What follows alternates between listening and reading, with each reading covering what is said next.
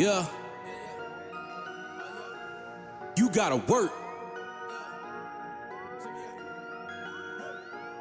You gotta work, grind, shine, it's mine. Gotta show everybody it's my time. Getting here, you gotta work, grind, shine.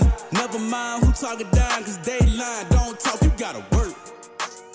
Welcome to Let's Talk with Carl Lee. Let's Talk is proudly presented by attorney Frank Walker. Real talk, real experience, real results. FrankWalkerLaw.com. Let the conversation begin on Let's Talk. All right, ladies and gentlemen, this is Carl Lee with Let's Talk. I have in the building Lisa Otey. Hello. And Hollis Lewis. Hello, hello. As my co-host. And we have a guest today that I'm going to, before I even get into any parts of his bio, it is extensive, but I want to give a personal side to me and him. He coached me my last season with the Vikings. And one of the things that I can remember him saying, maybe it's not verbatim, but it'll be close.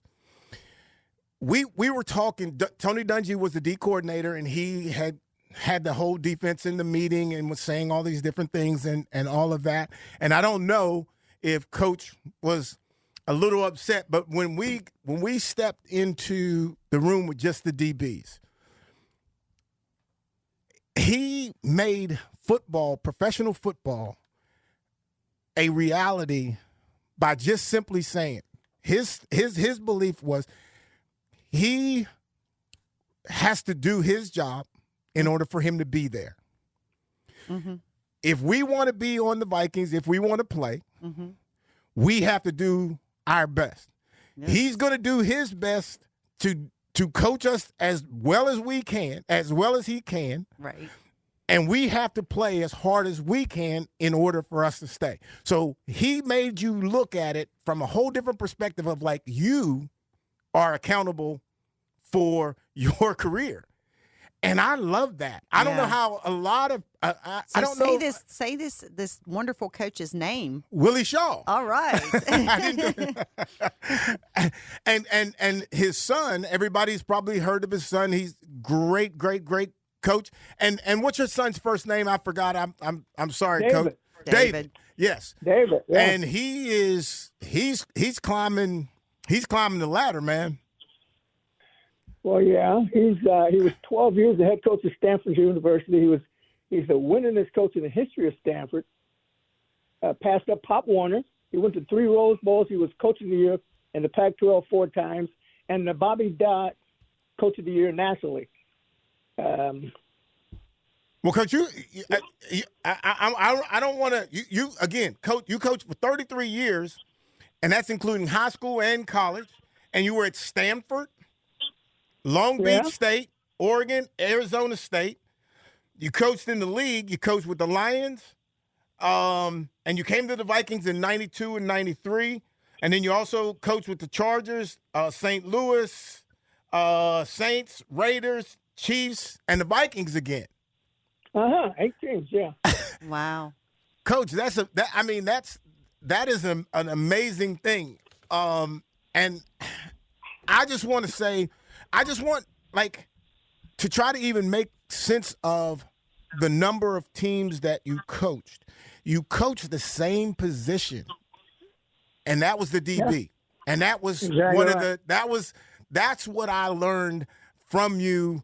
And I want to make it notable that you were probably one of the most impactful coaches for me in 1 year, and I thank you for that.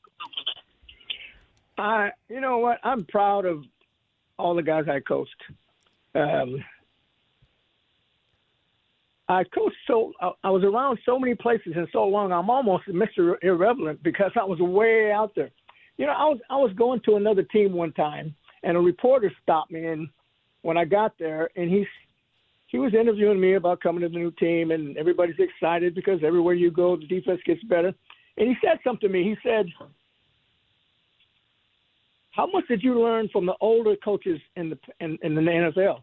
I said, "By older coaches, who are you talking about?" He said, "Well, Denny Green and Tony Dungy." I said, "Well, you know what? when I was coming back after spending a year in Vietnam, Denny Green was just going into high school in the 9th grade, and Tony Dungy was 11 years old in grade school. So what older coaches are you talking about? I'll give you a fact that people kind of forgot that I remember. In 1976, when I was coaching the defensive backs at Stanford University, we were getting ready to play the University of Washington. And in our preparation, we were watching them play the team that they were playing us the week before.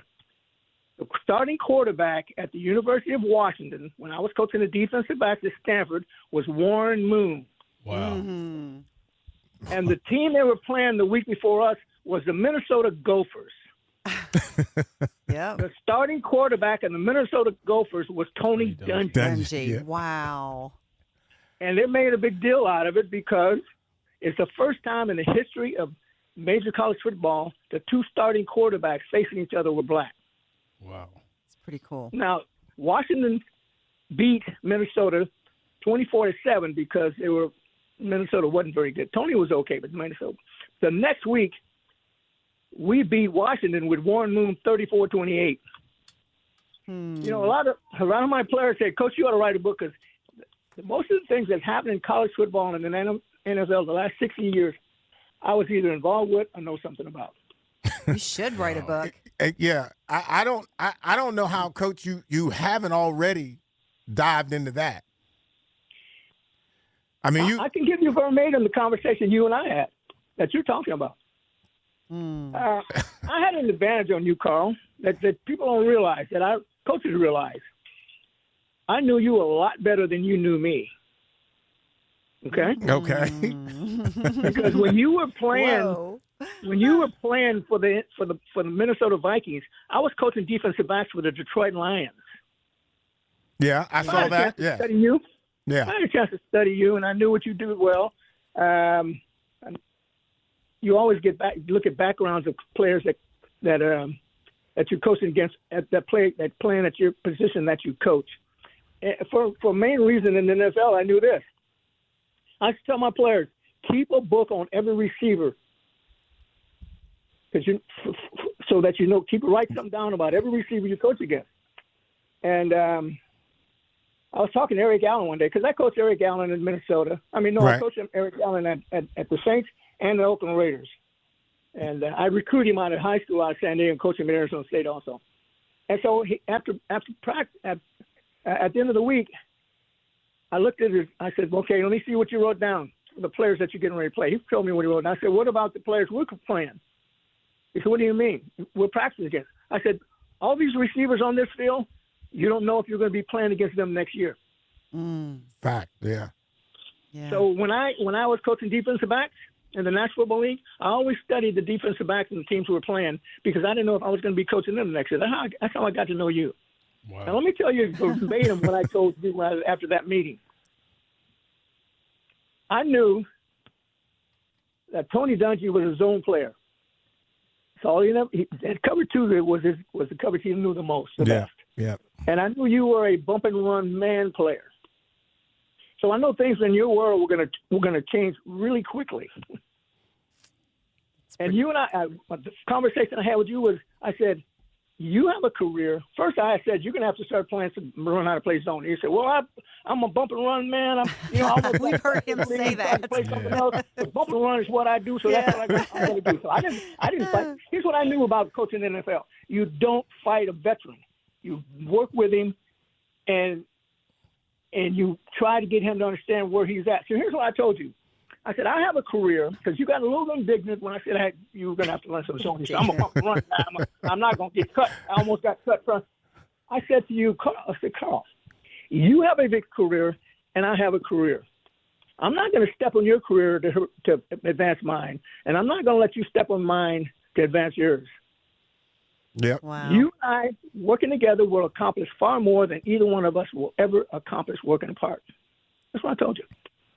That's great. Hey, Coach, I'm going to take you back. Just a moment ago, you mentioned serving in the Vietnam War. Thank you for your service. You served in the U.S. Air Force after you graduated from Lincoln High School in San Diego. And then you rose to the rank of a sergeant in the Vietnam War. Yes. So how did those experiences shape your coaching style, in your future situations? There's three things that put me far in advance ahead of any other coach I've ever seen or known, especially from the NFL. Number one, you're right. I was a sergeant, and in the military, to reach sergeant, they sent me to 2 outstanding leadership schools, and I learned command. The other thing about my military service, I was in Vietnam in 1965. Matter of fact, I'm in my veteran service. I'm 100% disabled from Agent Orange and PTSD. People don't know that. I see a lot of people were involved with a lot of young people getting killed, women and children, thousands of them. And what I did, I was the first black military person to go to an electronic school in Cheney Air Force Base in Illinois. One of the best electronic schools in the world, because I was going to be working on an airplane that was brand new, first ever fighter bomber, because of 105 Thunder Chief. So that's quite the feat. That's amazing. So learning command in these leadership schools helped me figure out how to work with young men coming from all different directions, get them in a situation where they're in a fighting mode and getting ready to go. The difference between that and NFL, we were getting ready to make sure we didn't get killed. In the NFL, you're just trying to make sure you can win or lose the game. That's the difference. The other thing that helped me, now I never did anything in my life to be a coach. I bet every day when I was in Vietnam, I prayed to God, just let me get home because I want to be a school teacher. Just let me get home. I want to be a school teacher. So I got back and I got home. Being a in-classroom school teacher helped me be a football coach too. And I still hadn't decided I was going to be a football coach. I was teaching 8th grade math and science at Bell Junior High School in San Diego. And one of my duties that I had assigned to me was coaching 8th grade football after school. So that's where I started. That's where you started. And and I was there, and I wanted to be a school teacher, and this is my first full-time teaching job, and I'm bouncing around that classroom. And the first test I gave, 45% of the students failed. I was heartful. I'm thinking, what the heck? How did this happen? Coach, I'm thinking I'm failing that test too. Here's what. I took me 3 days to figure it out. I was so excited about coaching. I was bouncing around that classroom, Bunsen burners and all that. And here's what I figured out. I was making it all about me. They don't build schools for teachers. They build them for students. And once I figured that out and made it all about the students, then I became a very good teacher. And it applied over to the NFL too. I'm the only assistant black coach to speak at an owners meeting in Atlanta. They invited Tagliabue set it up. I'm the only black coach to speak at an owners meeting, and it was in Atlanta. And I had to send them a something about what I was going to talk about, an outline before I could. They wanted to know what was I going to talk about. So I made an outline, and the 7th thing on that outline was it's a players' league. Now this is not a football league; it's a players' league. All the head coaches they go to the owners meetings. About 8 or 9 of them came to me that morning and said, "What is this about?" He said, "Players' league."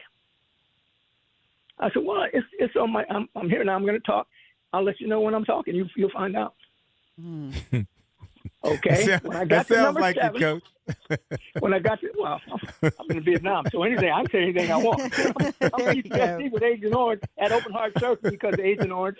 Oh, wow. Okay.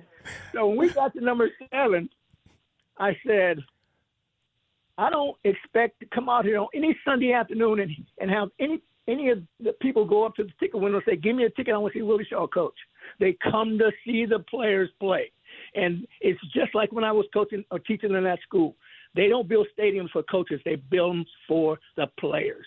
And a lot of head coaches didn't like that because they were thinking it was a coaches league. They really do.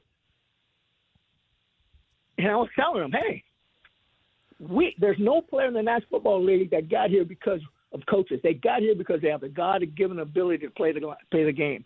And on Sunday afternoon, when they step across that white line, it's our job to make sure that they are the best that they can be with the talent they have. Because we don't play.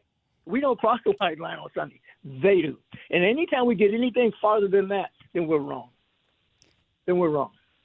And that's what I'm saying. I was an educator. I wasn't just a coach.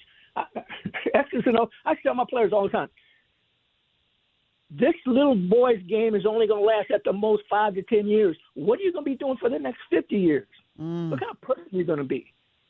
What kind of person you're going to be? What kind of father are you going to be? What kind of husband are you going to be? What are you going to be doing 50 years from now? If you don't have that degree because you left school early, go back and get that degree, because that's what's going to really determine your life the next 50 years.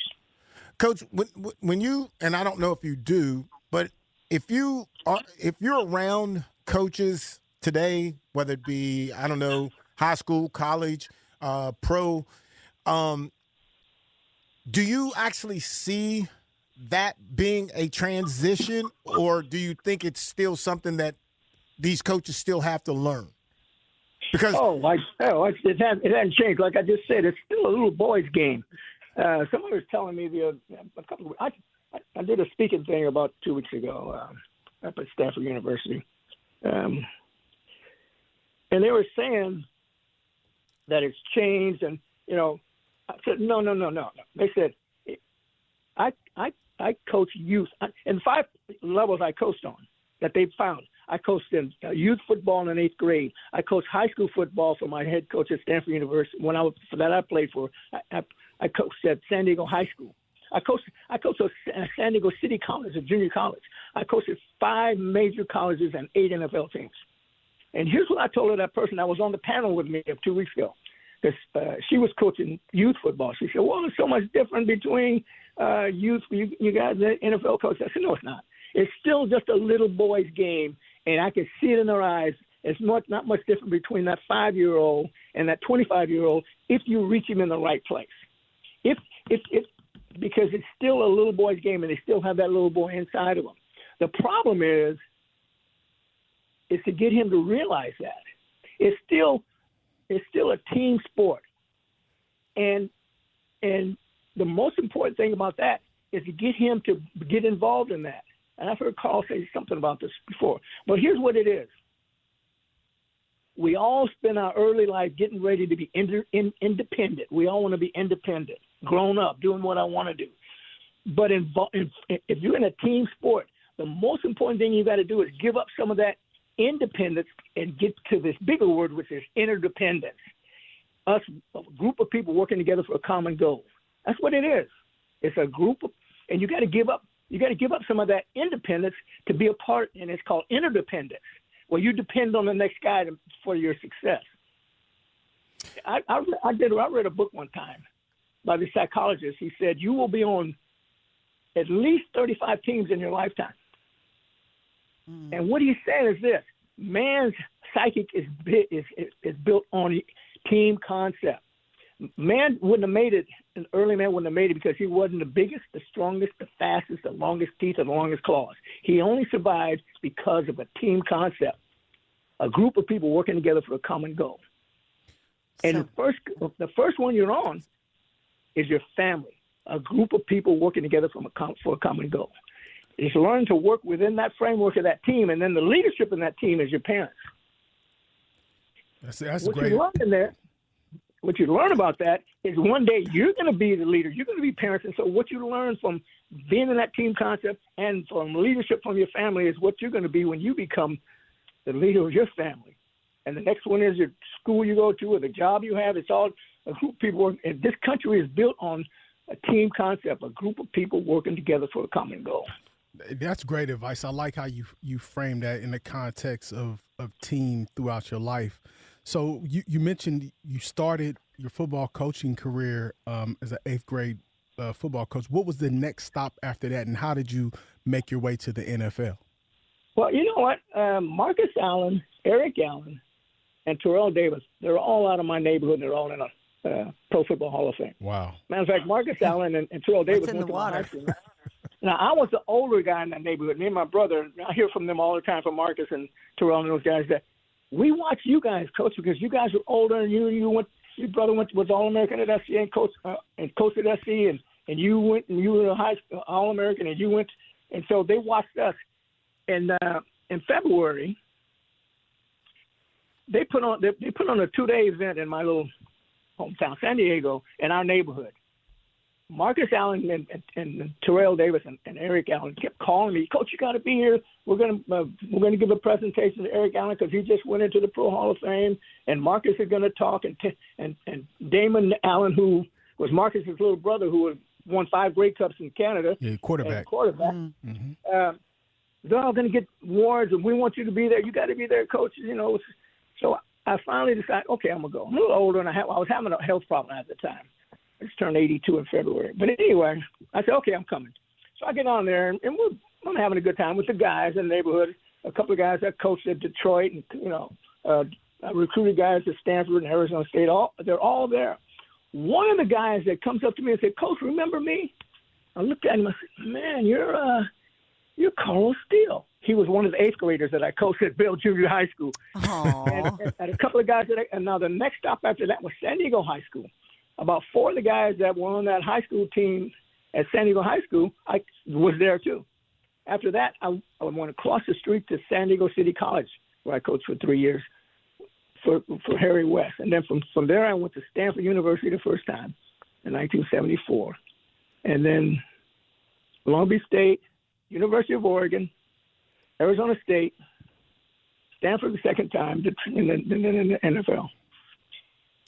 So, Coach, I wanted to talk about your second stint at Stanford. I did some research today, and if I'm not correct, please correct me. Feel free to. But it seems like you were a finalist for the head coaching position in 1992. Oh, that eventually went to Bill Walsh. Did you view that as a setback to your career at that time, or was it a stepping stone to better opportunities? Okay. Go, I'm sorry. I don't talk a lot about this, but you're right. The only reason I went back to Stanford, I was at the Detroit Lions, and Denny Green, who I met when he was a young coach. Denny's about 7 or 8 years younger than me. I met him when I was a young coach. When I was leaving Stanford the first time, Denny was just coming to Stanford. He'd been coaching for 2 years at University of Iowa. 1 year he was a graduate assistant. Next year he was a full-time coach at Iowa, and then he got an assistant job at Stanford. When I was leaving Stanford, Denny was just coming there. Okay. It was an old building, old wooden staircase, and it had a landing. And I'm bringing my stuff down, packing my stuff up to leave, and he's bringing his stuff up the stairs. And he came bouncing. He was a running back in Iowa.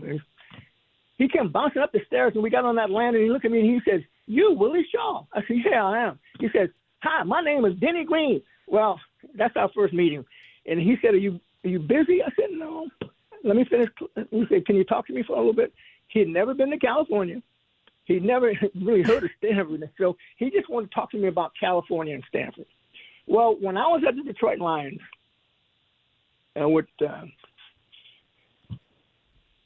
he got the head job at Stanford. And he called me. And matter of fact, right after he called me, Terry Donahue called me and wanted me to come. Well, I know if I wanted to come to UCLA. I knew I wasn't going to UCLA. But I said, Denny, I'm not leaving the NFL. I'm on my way to the Pro Bowl down in Mobile. And he says, "Willie, you need to come here. They still talk about you here.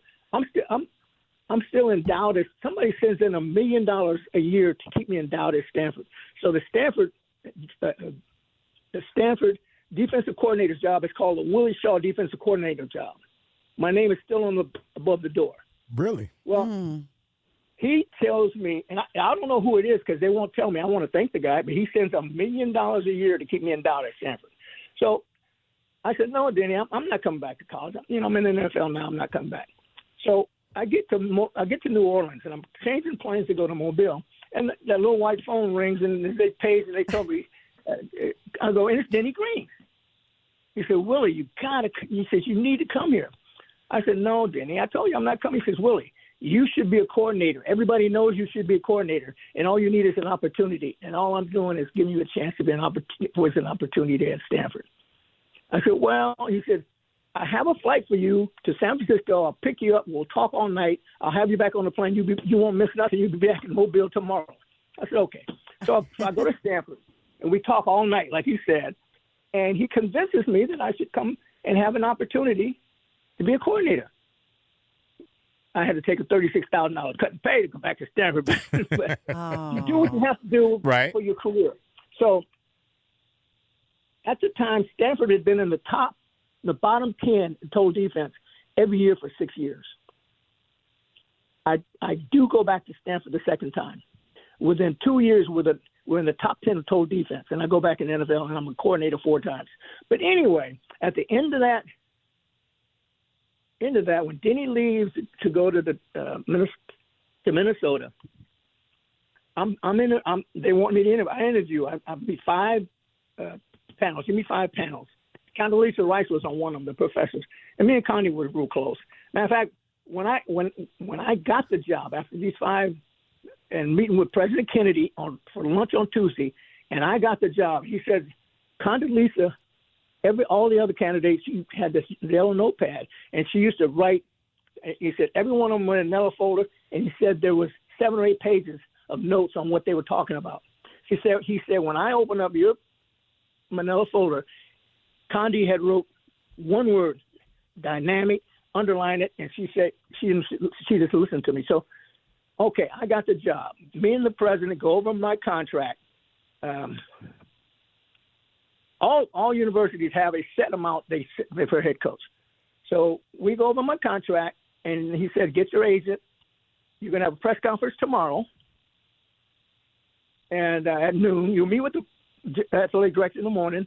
Then you'll meet with the team, and at 11. And at noon, you'll have a press conference. So I come the next morning after talking to my agent, going over the contract. I'm going to sign it with the athletic director.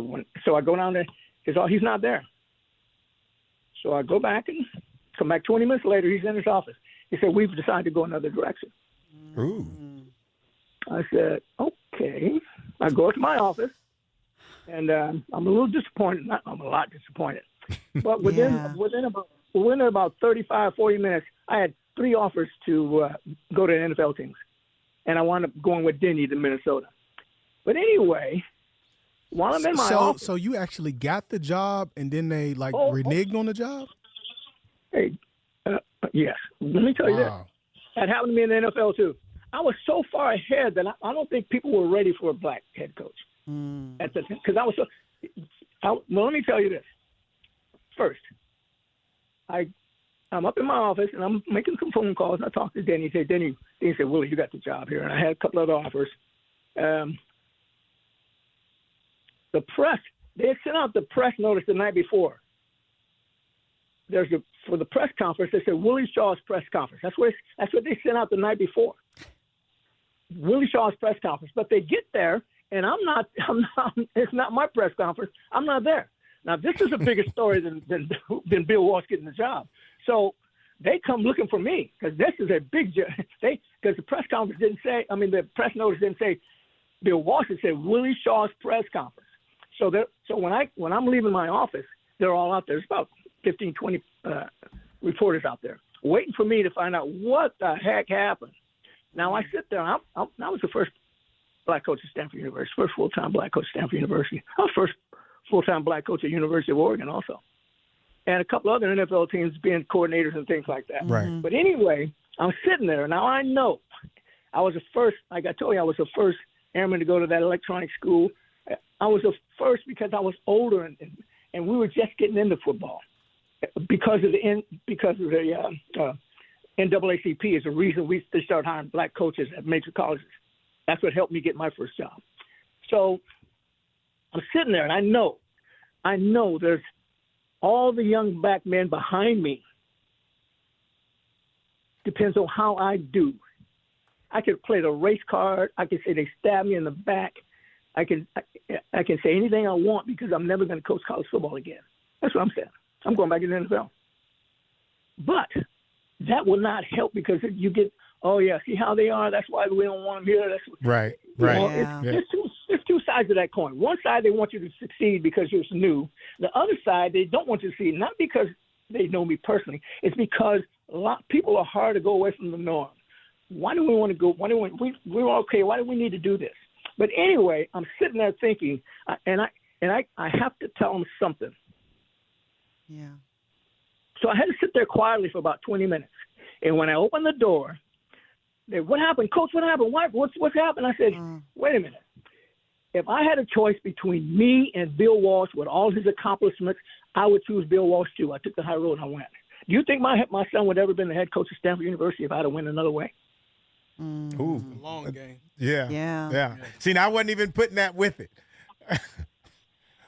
But you think of the hundreds of black men behind me who are trying to get to where I am. That would hurt them. They're looking for anything when you're the first. So I wouldn't volunteer to be first because it's hard. You got a tough enough job being the best you can without the other roadblocks and other things. But when you get thrown into that situation, you have to have in mind what it entails. And you know what? Because I'm in that position currently, and I have been in that position in my in my career, my jobs, and I think sometimes that people on the outside, they don't understand that part of it, that and again, this is applicable to if you're a woman, whatever, that you have to have a certain tact if you are to assume the position, and if you have the mind that there's going to be others following behind you. Oh, no question. So and a lot of times people just don't get why you have to operate in a certain manner. And that situation I just told you happened to me over, and I was head coach of an NFL team for 2 days. For 2 days? That's what's up. Coach, a more technical. So you get used to that. And so back to me and you, Lee. Okay. Mr. Lee. I was at Detroit when you were, and we played each other twice, except for 87. That was a strike year. We didn't play you guys that year. See how much I remember? That was a strike year. We didn't play it. You were telling me something about your head coach. I mean, your position coach. I think one year we were talking. I can't even remember what his name.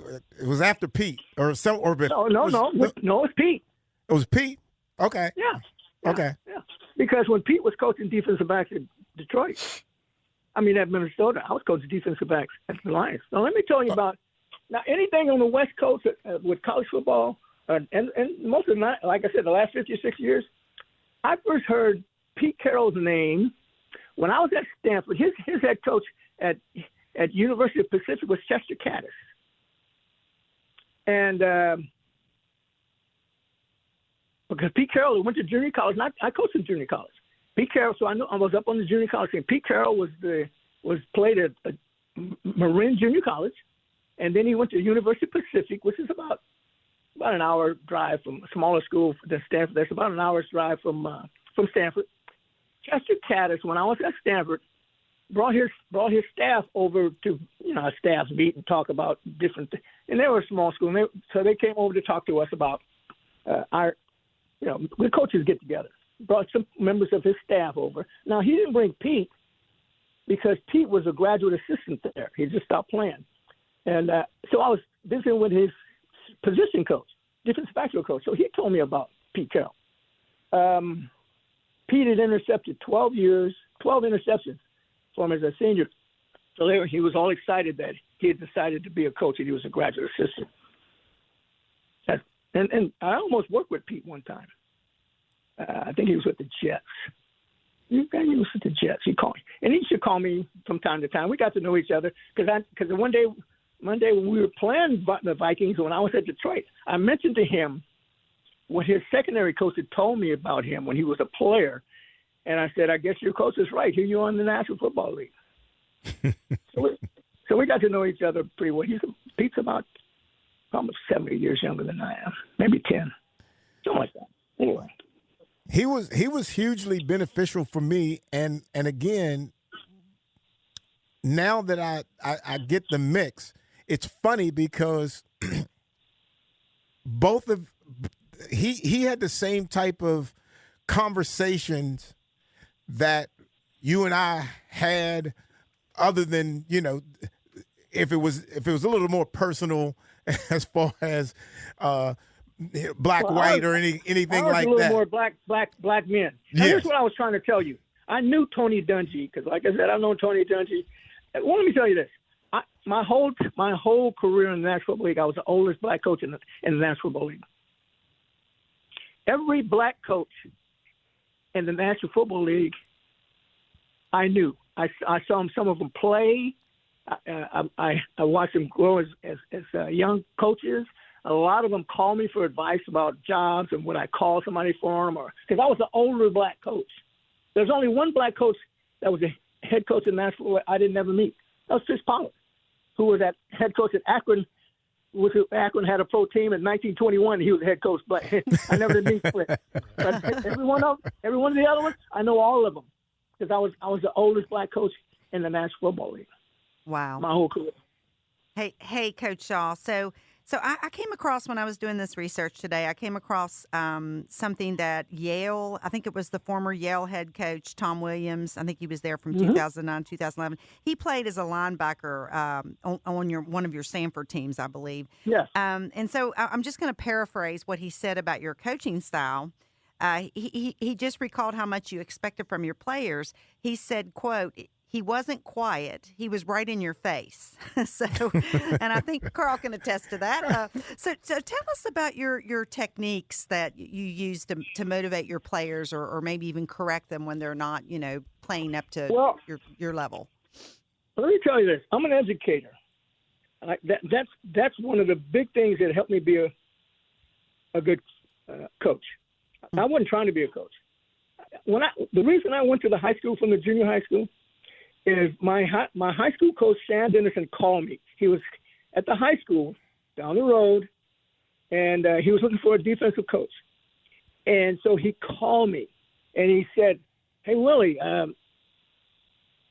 would you come to the high school? We could really." He said, when you were playing for me, I knew you were going to possibly be a good coach. You were smart, and you were person. You were aggressive, and you were intelligent. And I said, no, Coach Dennison, I don't want to go there. He said, why not? I see these high school kids because they had to walk right by the junior high school to go down to that high school. I said, I don't know if I want to get involved with them guys. They look like I'm really happy with these junior high school kids, and I'm loving this. And he said something to me that today I heard. He said, I can get you $500 more of release time as a coach. I had a wife and 2 kids. I said, I'll see you next semester. So that's how I moved up the ladder. Here's the way I am as a coach, because I was an educator. From junior high school all the way to the National Football League. I had a lot of athletes, but I was still a teacher and an educator. When you teach, now if I'm a third grade teacher, and that third grader comes into my third grade classroom, and all he wants me to do is help him or her get in a position to be the best fourth grader they could be. Okay, that's my job. That's what they look for me. Now, I realized right away I didn't want to be a blackboard teacher. And here's what that means: if everything I did in that classroom is on the blackboard, it's all blackboard. When that third grader left my class, they left with nothing, because that blackboard stays with me. If I didn't reach them in their heart and their mind, I didn't help them. They took nothing out of that classroom. When I was in the National Football League, I did not want to be a blackboard coach for the same reason. Now, here's the way you do as a good teacher. You teach to the class, but then you got to know something about every one of those. You try to get to know every one of them, and because they're all going to require you to approach them in a different way. And Coach, I'll just kind of preface your conversation. I'm a retired school teacher, so I'm totally getting all of this, and I'm here for it. Yeah. So so when you do it like that, as a coach, I did the same thing. Now, me and Carl Lee I had a player from 49ers that I did this program with a few months ago. Matter of fact, I almost coached him in 49ers because I had a choice of going to the 49ers or the San Diego Chargers. And I told George Seifert I was coming to the 49ers. And then I changed my mind because I got a call from San Diego to come be the co-coordinator in San Diego. And my mom was a little sick, and so I called the 49ers back and said, no, I've decided I'm going to go to San Diego because of my mom, and at least I'll have some time to spend with her. Yeah. So this is one of the players who was on the 49ers. So he was talking about, Coach, you were almost our coach. They made me an honorary 49er. But anyway, we wound up coaching against each other in the Super Bowl anyway. Now, me and Carl experienced this, and I'm a coach and I'm a lot older. I'm 82, so I know a lot more about what Carl and I did and what we talked about. I had to convince Carl that he wasn't going to play a whole lot of man-to-man this time because the league was changing, and Tony was his zone coach. So I knew Carl's bump and run stuff was going to be, and I felt like he needed to be more. If you're a professional plumber, and you go to a job with your toolbox, and it calls for a 5/8 wrench, and you open your toolbox, and you don't have a 5/8 wrench, you're not going to do that job. You're not going to be a professional plumber very long. So I was trying to convince Carl, you need the league is changing. The league is changing, so you need to put more tools in that box, which means you got to learn how to play zone. You got to learn how to play off, and it's going to be better for you in your career. And here's why. Number one, I knew this. The NFL was going away from so much bump and run man-to-man because they were getting rub routes, pick routes. That's one reason. The other reason was they were getting better quarterbacks, running quarterbacks, receivers. So a lot of times when the quarterback runs and you're playing bump and run man-to-man, you're on a factor. You're running down the field chasing your man, and he's 10 yards behind you. He's running too, and nobody sees him. Okay? True. And the other thing is this. Roger Craig led the league in receptions at 49ers. Yep. I remember that. So they were looking for more quarterbacks, more that could run. Now it's 16 NFL quarterbacks are black and they can run. And they were looking for more backs that could be receivers like that. Christensen at 49ers. I coached his dad at Stanford. Big Ed Christensen was at Stanford. There isn't hardly any linebackers in the whole league can cover Christensen. My son recruited him and coached him at Stanford because he's a receiver as much as he is. He flanks out. There's no linebackers to cover him. You go man to man, they're going to cover the guy, and he can flank out and catch the ball. Roger Craig led the league in receptions, and even at Detroit, when I was at Detroit, we had James Jones, and he was third in the league in receptions at Detroit when I was at Detroit. So the league was changing in that point. The other thing is, and Carl didn't. Well, no, let me tell you how it happened. Tell you what happened. That's why Carl's one of my favorite players. I told Troy Cook this 3 weeks ago. Is because you have to have a plan to coach players in the National Football League. You have to, if you're going to be really good and help him be the best he can be, you have to have a plan. And I know this: Carl Lee was a real respected veteran in the league. That's even more. So I can't go and try to pound him in a square hole and he's round. Yeah. That ain't going to work. Right. It's not going to help Carl. It's not going to help me because he still has talent. He's going to help us. He's going to help himself. And the only way I convinced, we had this conversation, and he got a little bit, well, I'm got Ken Lennon. I said, okay. So I don't have to. So you know what I told Carl? Here's what I told you, Carl. Here's what I told you. I don't believe it. I said, Carl, you're a professional, and you're a veteran. If you don't want to talk about what we're talking about, then what's going to happen is, only thing I'm going to have with you is make sure that you do everything in that playbook which is required. I'm not going to try to force you to do anything. That ain't going to work. It's not going to work because you're a grown man and I'm a grown man. And I got, we both get attitude. We didn't pin that independent thing before we become interdependent. But I know this. Carl's a pro. He's going to figure out that we're not going to play a lot of man-to-man. So here's what I do. I go coach some of the younger guys, my best coaching, and he watch. I do remember you telling me there, this. I'm pretty sure I look over there, you backpedaling and drive stepping like I'm talking about. He's reading coverages and reading routes like I'm talking about. And he did get better. And it did help him because but when you know what you're dealing with, I knew he would. I knew as long as he played. But he had to make the decision himself because he's a grown man and a pro. But I was going to show him by getting them young guys. He looking over, hey, that young guy looks like he's doing pretty good. He's not going to get my job. And here is the test of the thing. Sterling Sharp. I'd seen you play Sterling Sharp before because I was at Detroit when you guys were playing Green Bay. Sterling's big thing was he was strong as a bull. And he wanted you to bump and run him because he would grab you and throw you, take you like it was, and throw you to the side. Remember this? Yeah. How did he forget? We had him on the show not too long ago. Come on back up here. You remember this?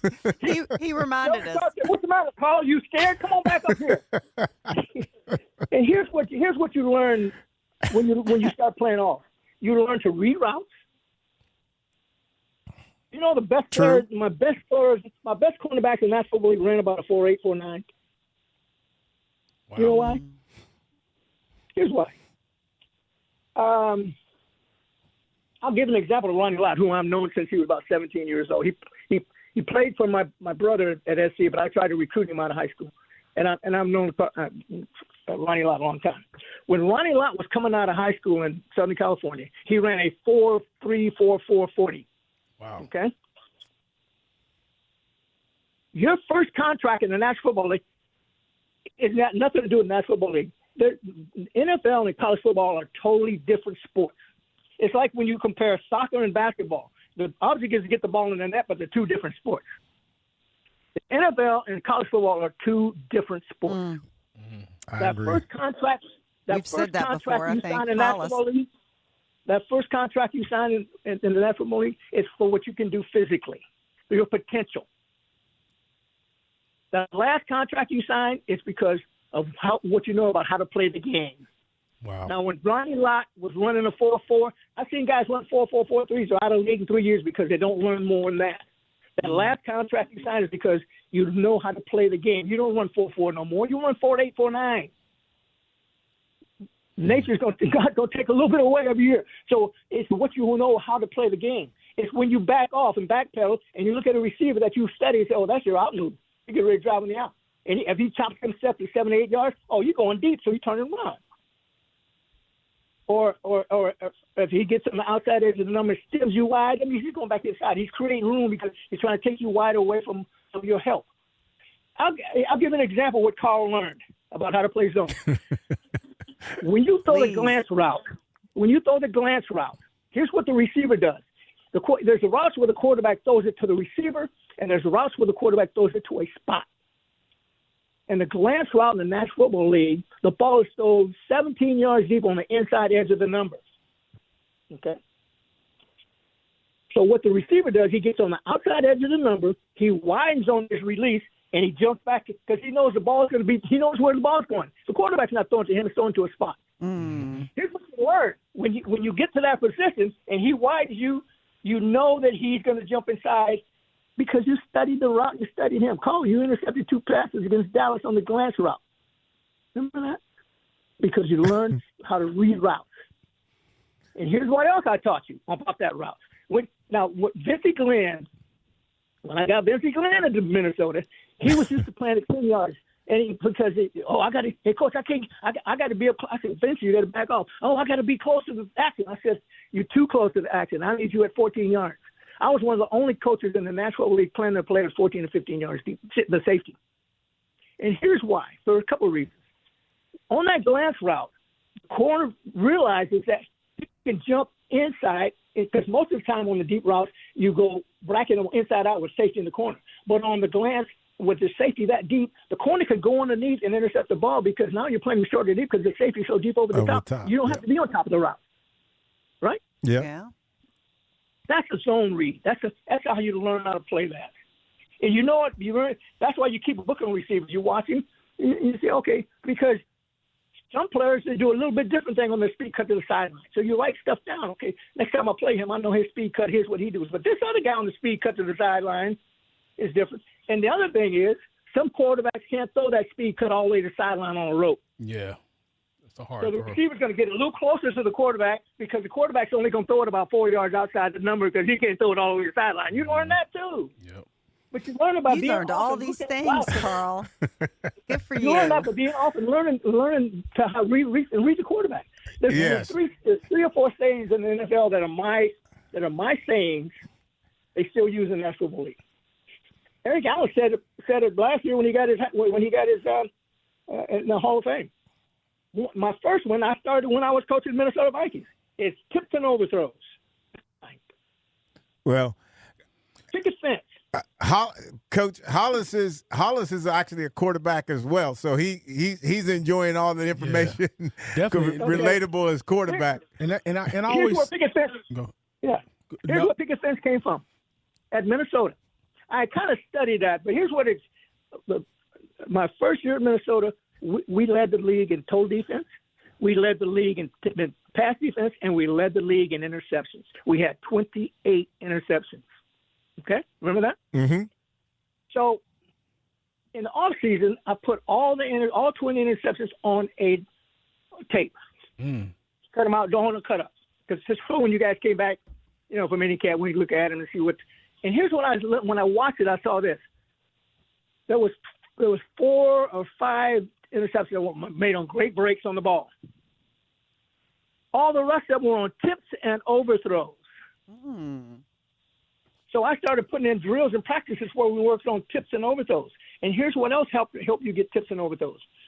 If you started, and here's the formula I worked out when I was a young coach. That's why I started the safety deep at 14 yards, because when the quarterback, now first of all, the first read on the quarterback, you read, I don't care if your man is on your first read when you're all 7 yards off, you read the quarterback, because if he stands straight up, it's a quick 3-step drop. The ball's coming out. But if he takes that big lead step like he's coming out the blocks on a 100-yard dash, it's going to be a 5 to 7-step drop. Okay? So when the quarterback got to the top of his drop, I wanted my cornerbacks at 15 yards and my safety at 20 yards. Well, here's what happens with tips and overthrows. When you back that deep, sometimes a player will drive. He see the ball coming to receive. He'll drive to make the tackle, and the ball is overthrown, and it went right where he just was. Or it was tipped. So if he's off far enough, he can play the ball to where it's going, whether it's high or low, wherever. And so he's going to wind up with a lot better chance to get a tip or an overthrow.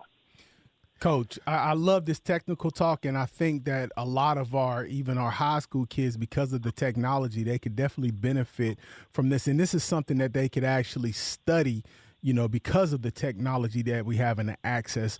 So just we're wrapping up. So just as maybe a final question or two, what would be your advice to young coaches aspiring to maybe go from, middle or high school to, the Power 4, even possibly the coaching in the NFL? Find somebody that knows what they're doing, and your coach can do that. I've spoken at a lot of high school clinics, and because I was a high school coach too, so I really lean towards high. I've spoken at a lot of colleges and a lot of clinics, but I enjoy going to high schools because I basically where I started too, junior high and high school. So find somebody who's on my level, who knows what you can find coaches and talk to people that were willing to come and talk to you or you guys if you're coaching them. And it's all you got to do is put a little more effort into it. You've got to make sure that you find somebody who's interested in what you're doing, high school coaches. There's a lot of coaches like myself who are really interested, because in high school, 90% of everything you're going to learn about the game is you learn in high school. Not in college or the NFL. They don't teach you about fundamentals. The NFL doesn't make you a better tackler. They don't tell you about the game and the inner workings and working together. That all comes in high school. They might refine it in college and in the NFL, but they don't. It starts in high school, where you learn most of what you're going to ever learn about the game is in high school, and then you might get fine tuned. So the high school formative years are very, very, very important. when they're going to learn about the game. The ones with the better high school coaches turn out to be better players because it's like I said, the best players don't always win. It's the best teams. When I was with the San Diego Chargers, we were picked to take last in the Western Division. Elway was at Denver and Montana was at Kansas City. They were the favorites. We beat both of them twice and went to the Super Bowl because they had better players. We just had a better team concept. Because it's not tennis and it's not golf. It's not track. It's team concept. True. It's a team concept. Well, Coach, we got to get out of here. Hey, man, I appreciate all the info and look forward to hang out with you sometime soon. Hey, let's stay in touch, man. We have been pretty much, but even more so. Okay, sounds good. Thank you, Coach, Thanks, Coach. so much. Thank you guys very much. Thank you. All right, ladies and gentlemen, we're going to get out of here, and we'll get with you again next week.